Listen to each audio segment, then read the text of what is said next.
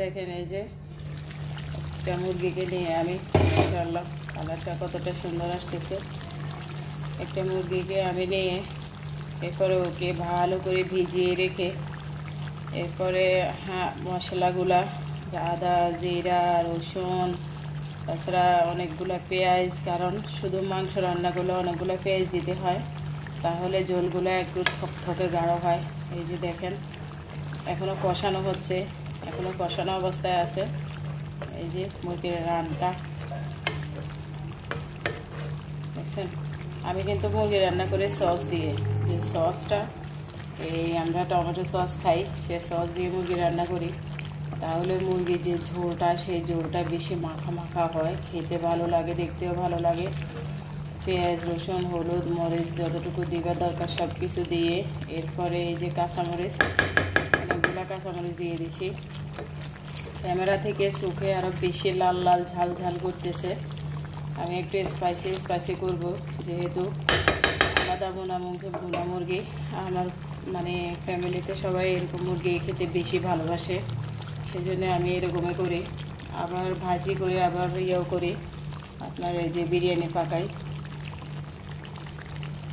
এখনও কষানো হচ্ছে, কষানো হবার পর আমি অল্প একটু ঝোল দিয়ে আবারও এটাকে রান্না করব।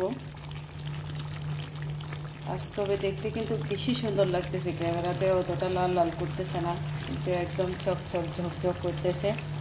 গোটা একটা মুরগি দেখেন কেমন যেন কম কম লাগছে আমার কাছে। এই যে খুব সুন্দরভাবে আমি এটাকে কষিয়ে নিচ্ছি, এখনও ঝোল দিয়ে নিই। মশলা কষানোর সাথে সাথে মুরগির গায়ের যে ঝোলটা, সেই ঝোলটা এসে গেছে।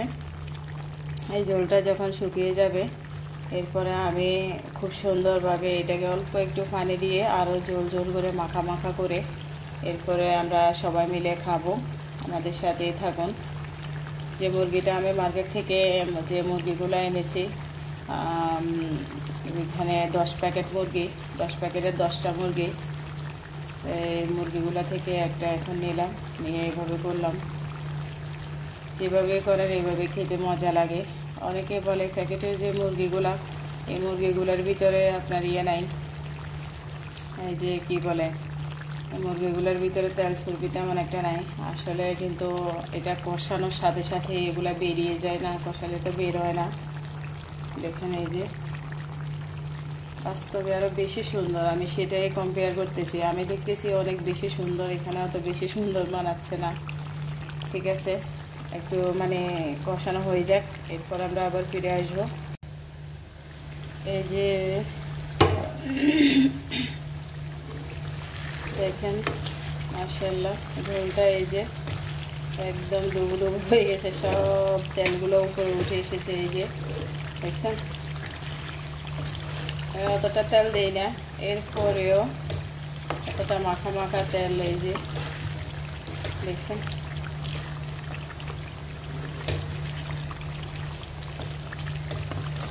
এই যে মাশাআল্লাহ একদম দেখতে সেই রকম লেভেলে হয়ে গেছে।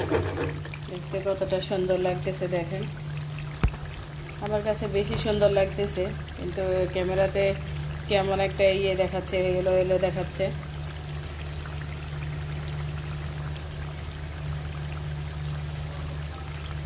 দেখতে কতটা সুন্দর লাগতেছে। এখন আমি তেলটা যেহেতু উপরে উঠে গেছে, চুলাটা অফ করে দিব। চুলাটা অফ করে দেওয়ার পর সার্ভ করে আমরা সবাই মিলে খাবো, আপনাদেরকে দেখাবো।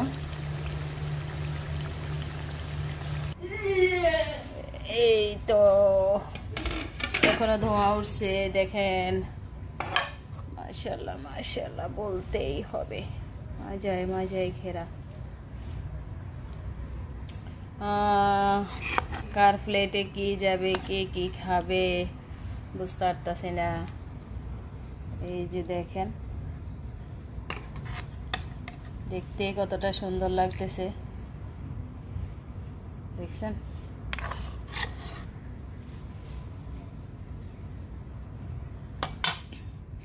যারা শুরু থেকে আমাদের ভিডিওটা দেখেছেন সবাইকে অসংখ্য ধন্যবাদ। ভালো লাগলে একটা লাইক করবেন, কমেন্টস করবেন, শেয়ার করবেন।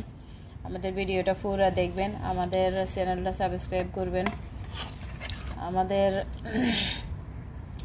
আরব গালফের ভিডিওগুলা আমরা শেয়ার করি। আরব গালফের ভিডিওগুলো দেখার জন্য আমাদের সাথে থাকবেন, আমাদের চ্যানেলটা ভিডিওটা পুরো দেখবেন।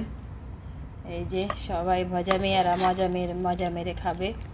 এই মরক হলে তো আর কথাই নেই, সবার কথাই বলতেছি, মরক হলে আর কোনো কথাই নেই। দেখছেন মাশাআল্লাহ কালারটা। আমরা লাল চালের ভাত খাই, এগুলো লাল চাউলের ভাত, এই দেশে আমরা লাল চাউলের ভাত খাই।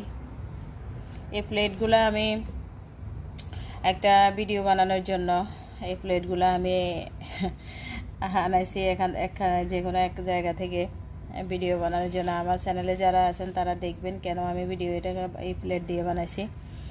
এই যে সবাই ভালো থাকবেন, সুস্থ থাকবেন, মজা করে বানাবেন, খাবেন। দেখছেন এক বেলাতেই একটা মুরগি শেষ। এত বেশি মজা হয়েছে সেই জন্যে